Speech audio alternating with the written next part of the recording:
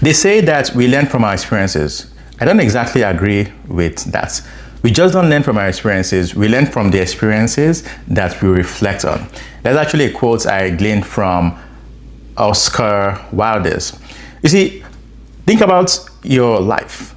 Those different times when different cycles were repeated over and over again. You would go through a particular experience and you kept repeating it over and over again. And you're asking yourself the question, why is this happening?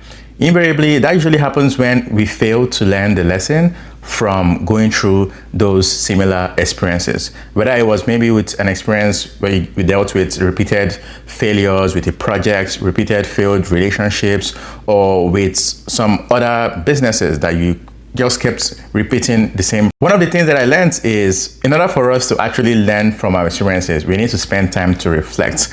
And one of the reflection framework that I found to be really very valuable comprises 3 questions. Number 1 is, what just happened? What did I just notice from the experience?